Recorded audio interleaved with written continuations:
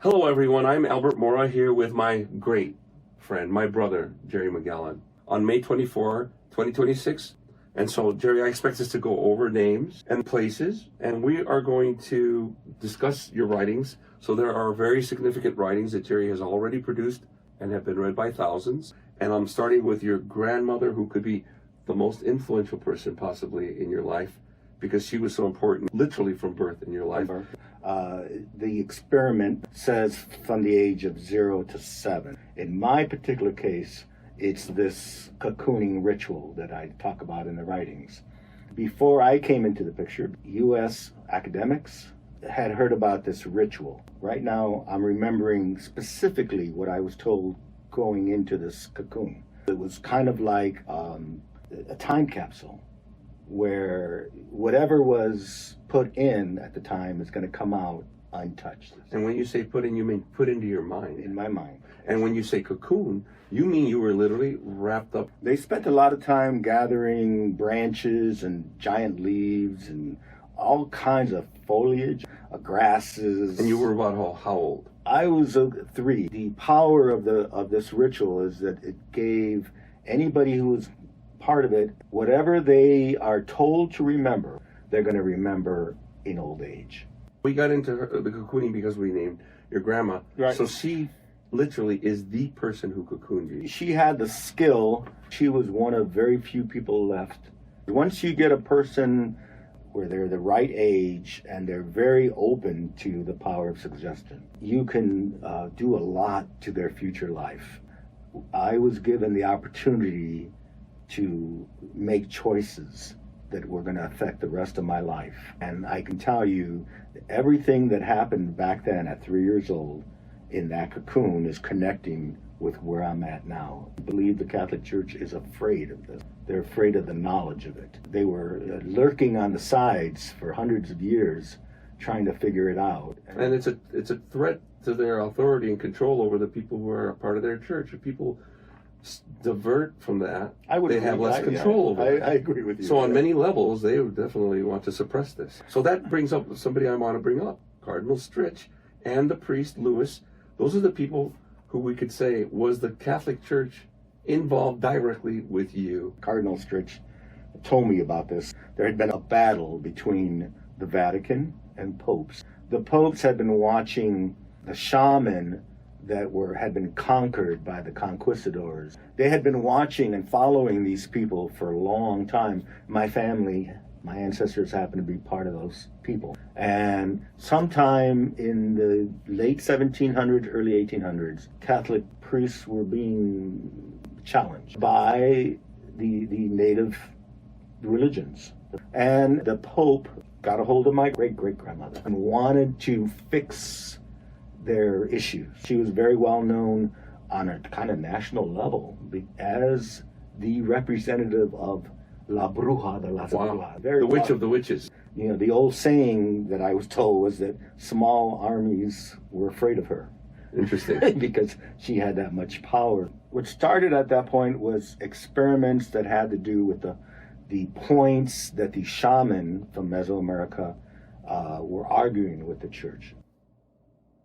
Cardinal Stritch, he found out that the woman who's my biological mother was going to die. She was dying from cancer. He took this fact that my mother was going to die, I was going to be born, and decided that they were going to do something that they knew about, this prophecy, that had to do with the religion of the Mexica, of the Nahuatl. There were many clergy coming up to me as a little child thanking me for doing this. It was well known in the towns that I was at. The reason why the ritual never died is because for hundreds and hundreds of years, thousands of years, we were the keepers of this religion. The children that were being ritualized were coming back each time saying they spoke to somebody in there. The children are on mushrooms, so it could be anything. It didn't always happen, but many, many times the children had predictions for the future. And what made these rituals last for so long is that these damn predictions would come true. This being, deity thing always gives you the option of whether you want to do this or not. This is a request. It's only going to work if you want to do it. In 2019, you started having strong, clear memories, and you sat at your desk, started writing what is now your writings. And this was their plan. Their plan was that you would start having these memories at an advanced stage, and that would help you even in your health.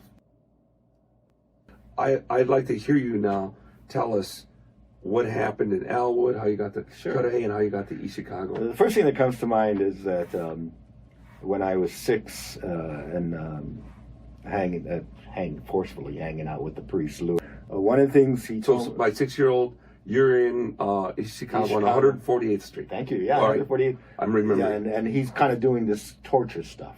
Some of it's school, some of it's torture, some of it's actually good stuff. Sometimes it's educational. A little bit about Louis. He was a priest who was ordained in, I believe, 1940. But he had been put aside to isolate him away from the rest of the clergy. His favorite clothing was a ripped up monk's outfit. He walked around with a whip.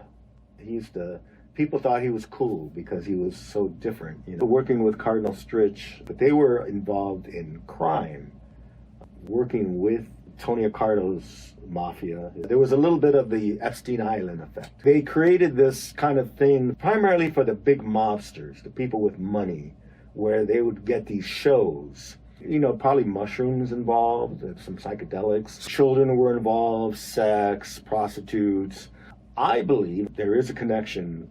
The people I was being held captive by in my childhood to the people who eventually became the Epstein Island people. When I was living in the rectory with the priest, with Louis, he mentioned more than once Roy Cohn.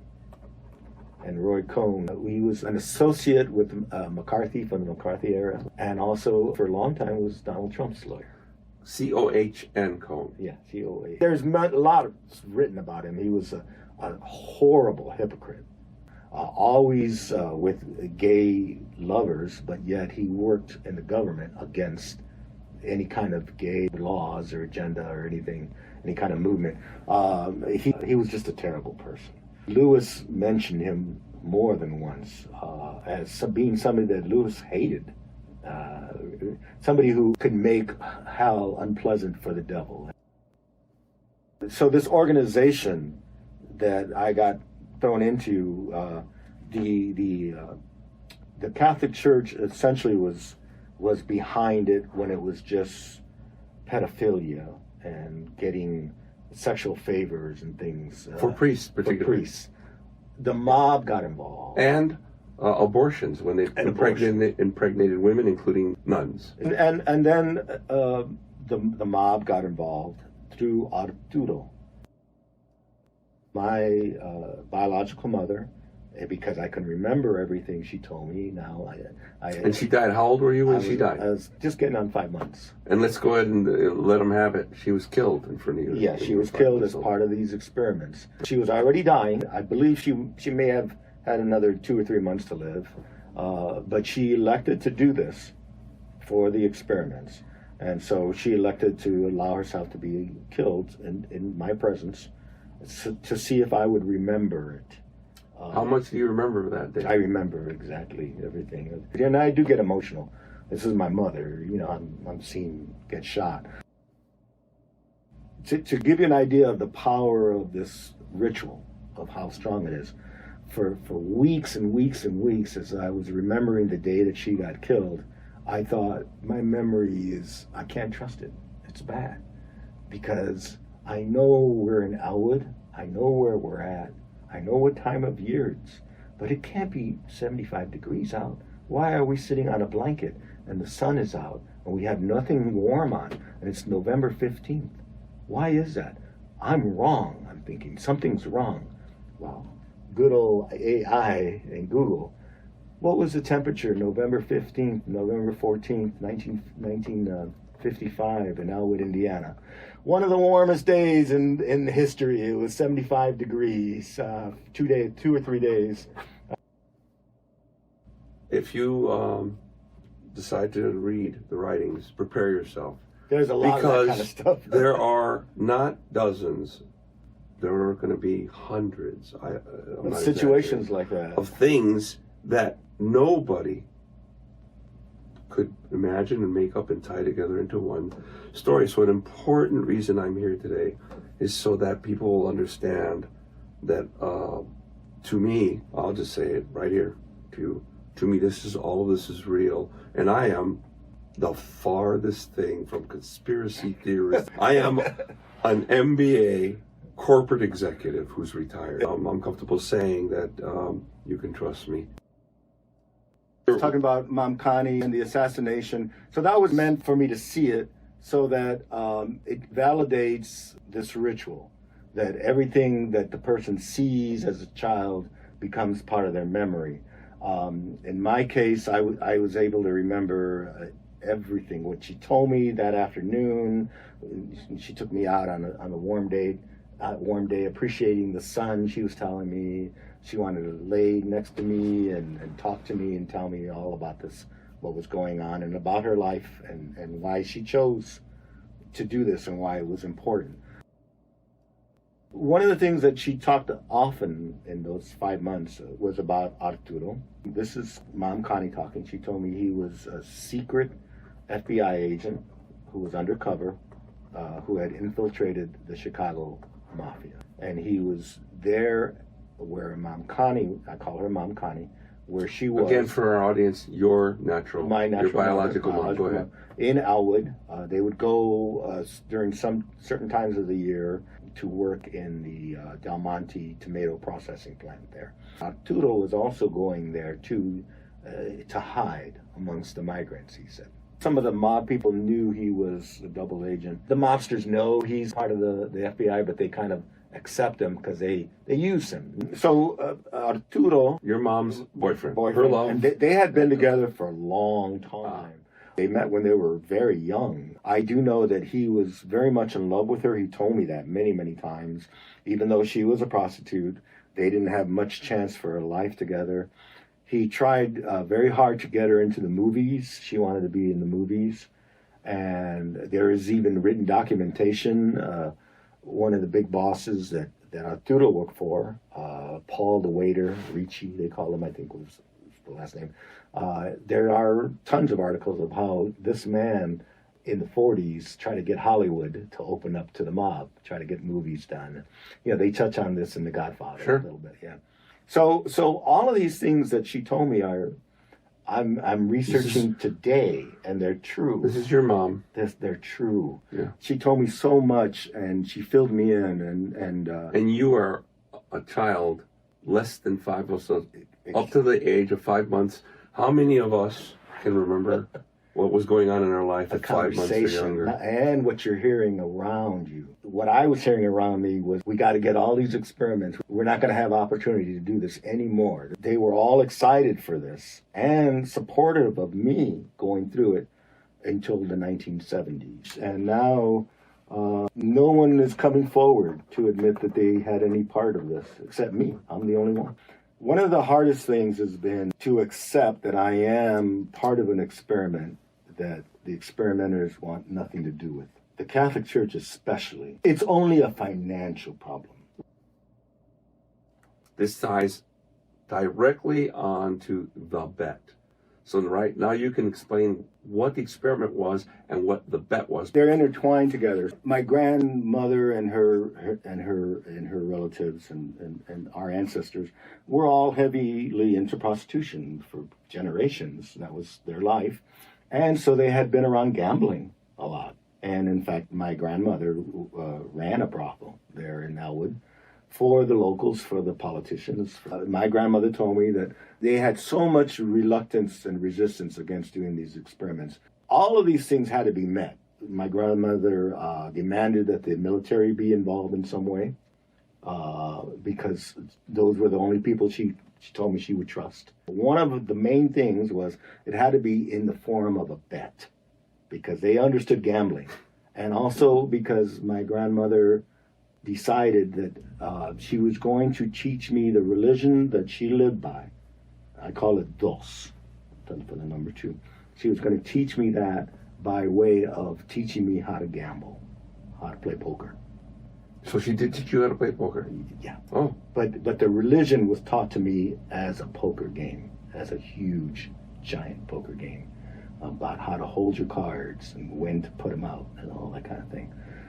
So she wanted me to look at this as a big, giant poker game because she said it's the only way you're going to win.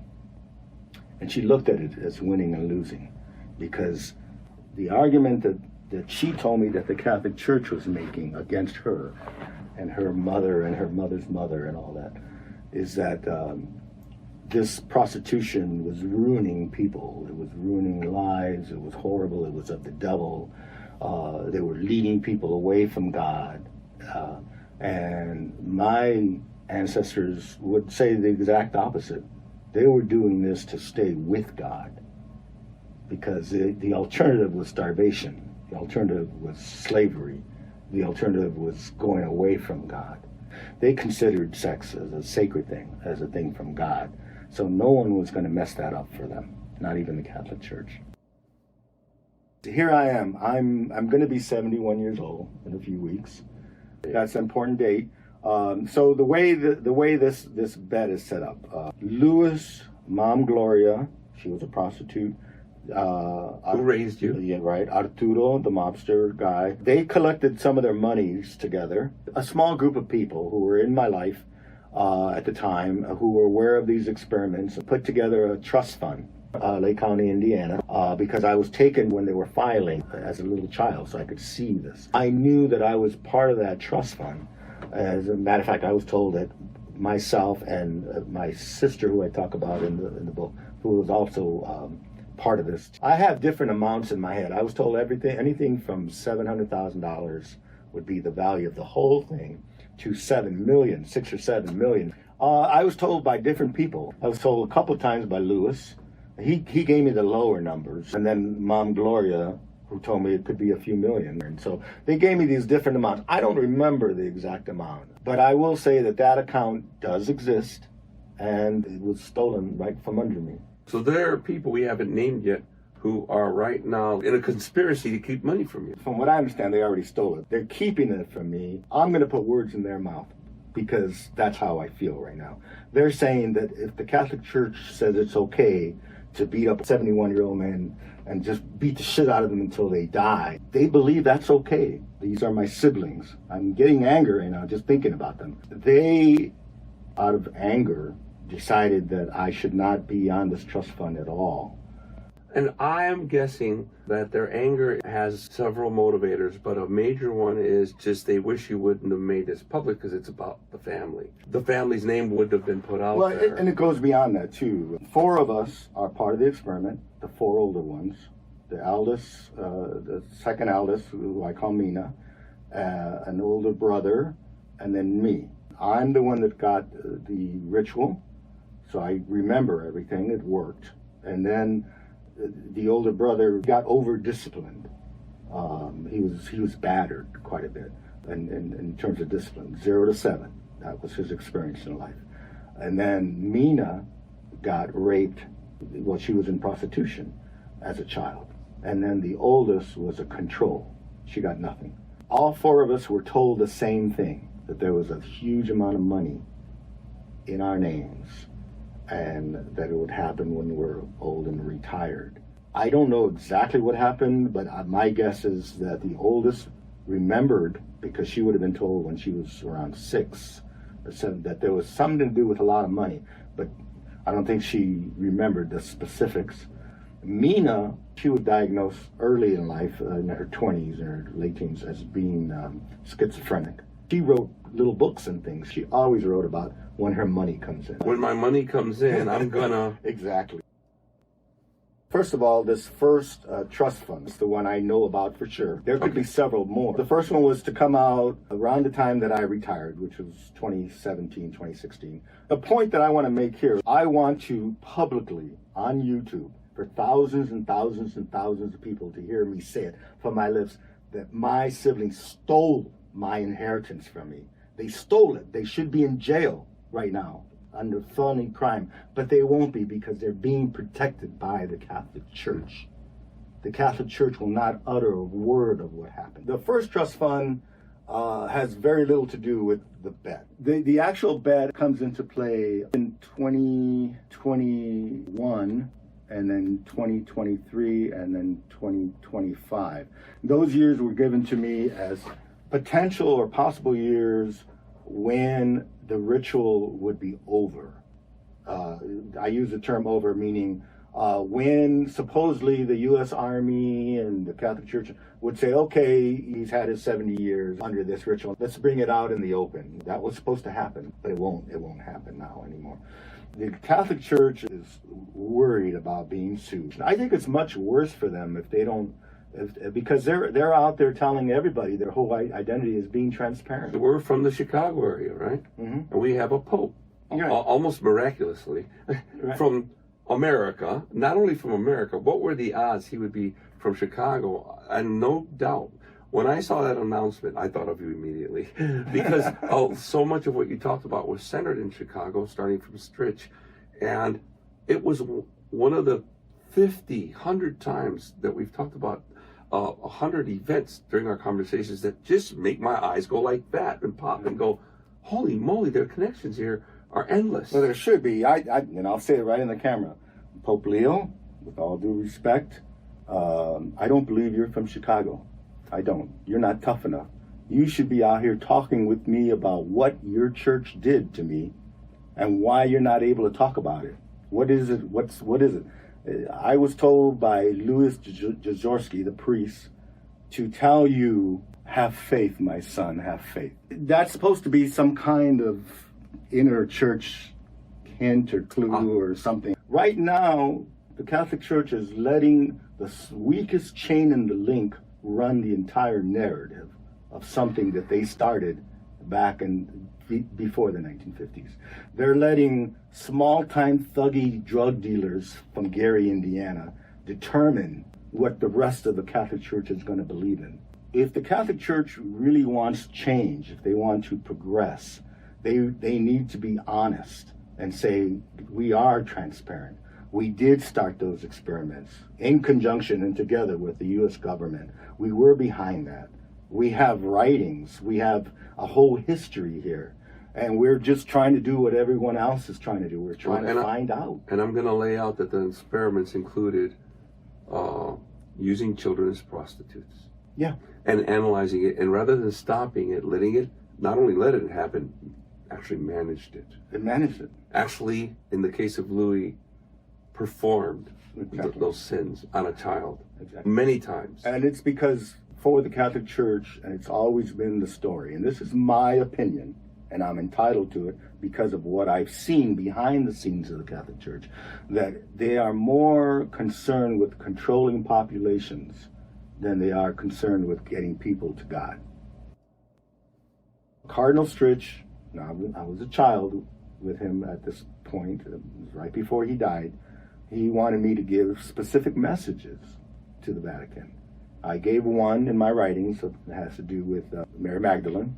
And these were things back in the 50s where there were incredible news. And today, we all kind of know, we already knew, that Mary Magdalene was being demoted by popes. Misrepresented. Totally. And her writings were being cast aside. In other words, presented as having been a prostitute when she never was. The other Vatican secret, he told me that the Vatican has in its possession evidence of otherworldly creatures.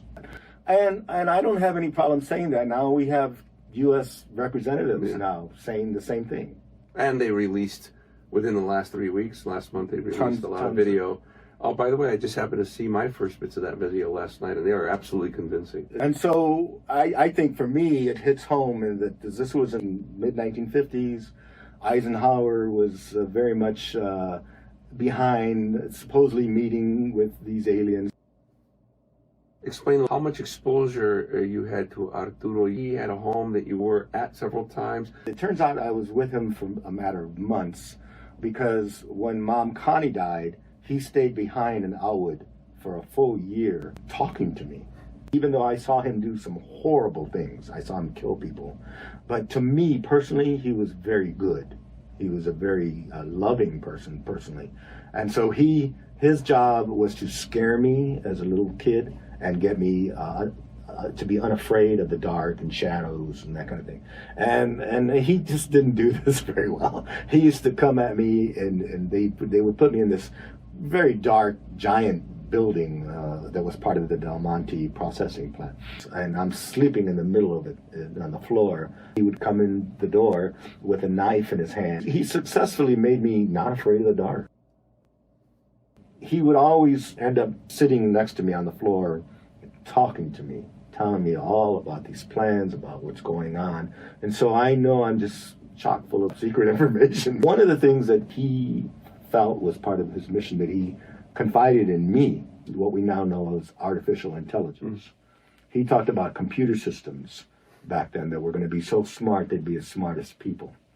And I remember him telling my grandmother this, Juelita, and her being very concerned that you can't have that without a soul.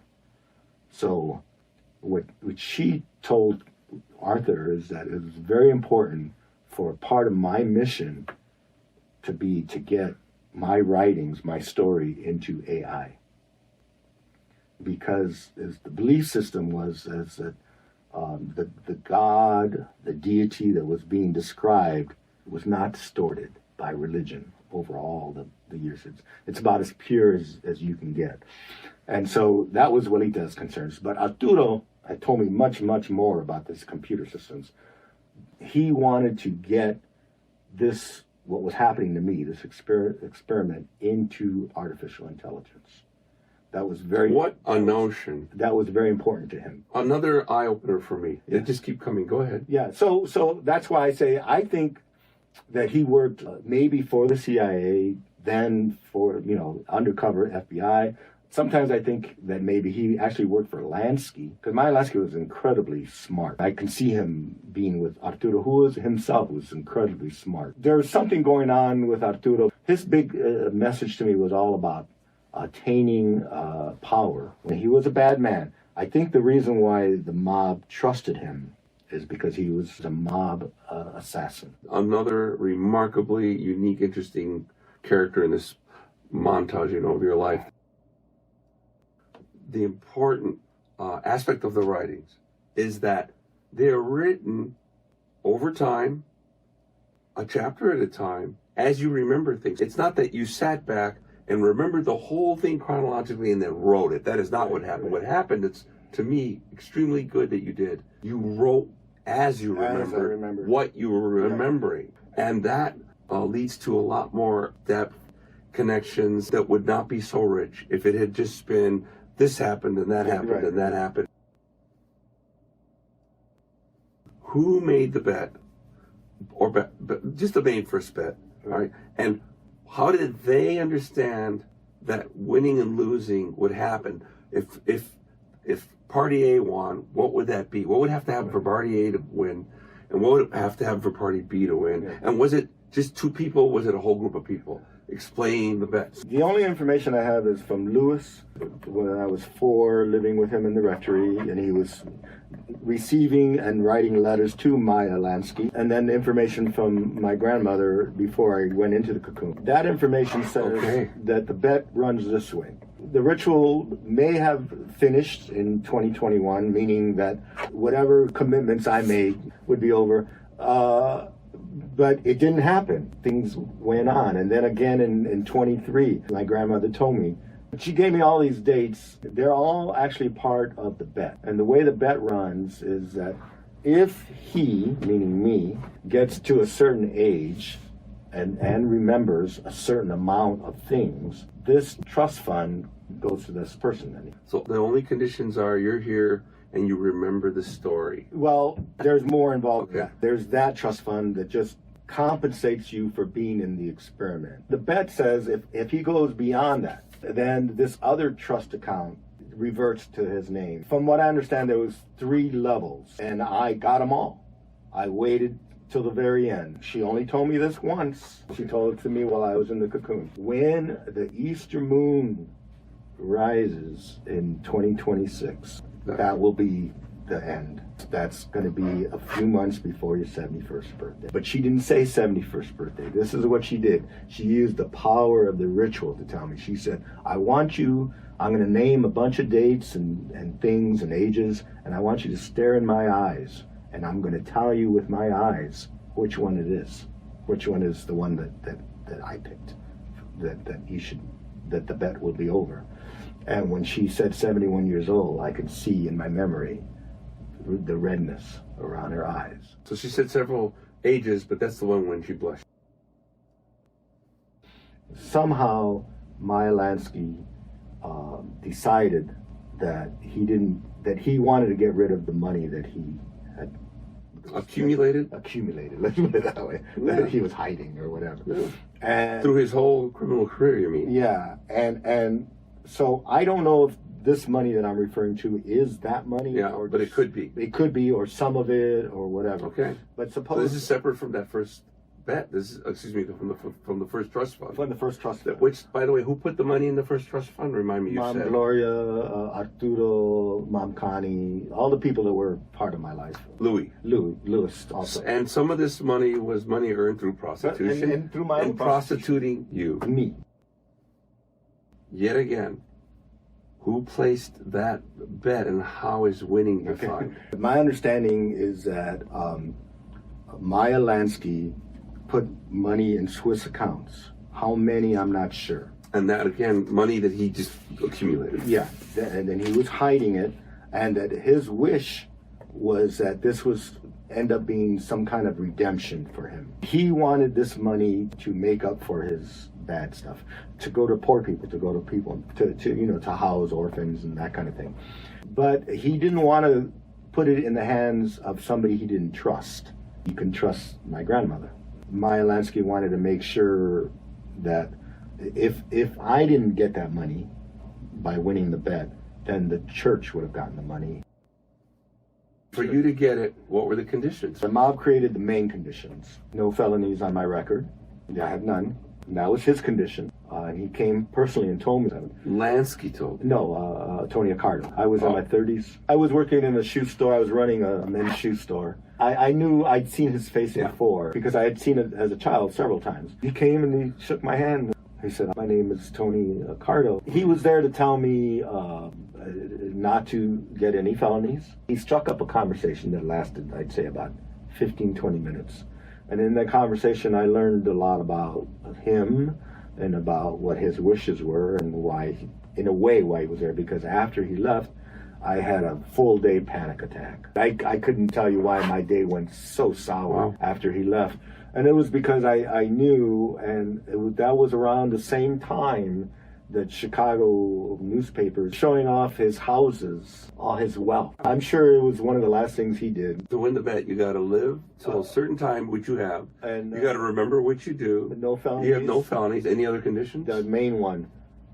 This was the one that won it for me. Abuelita said, what people learn as value, they learn it by the time they're 3. And one of the things she taught me as value was not money, but feeding people. She instilled that in me. That's where I find joy. And as long as you give me a little bit to feed myself and other people, I'm fine. We being Mexicans, I can relate. Right, exactly. It's our culture too. The bet says that by the time this Easter full moon in 2026, I would give away my life story for free. And that's exactly what I'm doing. If there are monies from Meyer Lansky or any of this kind of thing, that is going to orphanages. The story itself, the licensing for the story and all that, that's mine. I am angry with the Catholic Church, and I blame them mostly because they had the power to turn this into something incredibly positive, not just for me, but for themselves and for everyone else. There is nothing ever that's negative about truth. Nothing. Truth will only lead to a better life. And the argument that the Catholic Church is making right now is saying no, lying is better. They would be so forgiven, like all of us, if they would just become accountable. They would earn so much goodwill, love, street cred. respect. Street cred. Yeah, everything. I was born and raised in East Chicago, Indiana, mostly. I also lived in Gary, Indiana, right next door. So I had heard of Freeverse. I heard about them being by far the best band. Freeverse was so renowned that I had the feeling they were going to be like on TV the next day. And they won in 1974, the Battle of the Bands at Chicago's biggest rock station. Freeverse won, and Gerry and the guys were like 16, 17. And I heard all of this, and I still never got to see them because Mom and Dad would not let me go to see bands because, oh, there would be drugs, there would be sex. I started playing guitar around 74, and I ended up learning to play very well, and I was in engineering school at Purdue University, but I left in 1979 to form a band. And I spent a year not being able to form a band. I had lineups, and we played, and we learned to play, but we didn't sing well. By then, I made friends with Mario Moreno. He had been the lead guitarist in the founding band that Gerry co-founded with some other guys. And Freeverse had broken up. When they got back together, Gerry and Dan Rodriguez and Chris Cara reformed the band without all the others. Mario recommended me to them. Within a day or two, you must have called me. Yeah. And then the next day, you were in my basement. And this is the scariest experience of my whole life, because to me, I was auditioning for literally like Led Zeppelin. I auditioned, maybe Gerry remembers me literally being this nervous. And I played my scales and I played some tunes. And the one I knew that I thought would get me the gig was Cold as Ice. I had learned that solo. That night, when Gerry called me and told me, we're going to have practice tomorrow because we're going to start auditioning drummers. When I hung up that phone, literally, I jumped over the kitchen table of where I lived at that time. And I said, I did it. I made it. And I was imagining myself immediately going, I'm going to tour the world. We're going to have a jet with our name on it, Freeverse, and I'm going to get interviewed by Johnny Carson. And Mom and Dad are going to watch me on TV. Abuelita was the one who set me in that path with the music. She told me music was a spark for me. By putting me on that path, she helped me win this thing. I needed that. That saved me. That's what has helped me get through all of the horrible things that I experienced as a child. Jorge. They wanted me to spend at least a month with him, so I think it was 3 or 4 weeks that I was with him. Before the Cocooning, they left me with Jorge for about 3 or 4 of those weeks in Mexico. He had been ritualized as a young man the same way as I had. He lived a life of being a psychic, a type of shaman type person, very successful, helping people with their problems. But over the years, as the Catholic Church gained dominance in Mexico, people like him, they lost favor with the people. And so by the time I was with him, he was living literally in a tiny shack. He looked to be in his early 70s. He took me, I remember, to a professor at one of the local universities there. Professors encouraged Jorge to not have anything to do with me because the mob was behind my story. And his entire life seemed to be based on his mission, which was, I think, much bigger than mine. I believe his mission had something to do with making sure that I eventually got my part. He told me that eventually the Catholic Church and this Mexica religion, they would join. Well, Gerry, we had agreed we would talk. It was my idea. We have done this now, and I love you. I love you, dude. Thank you.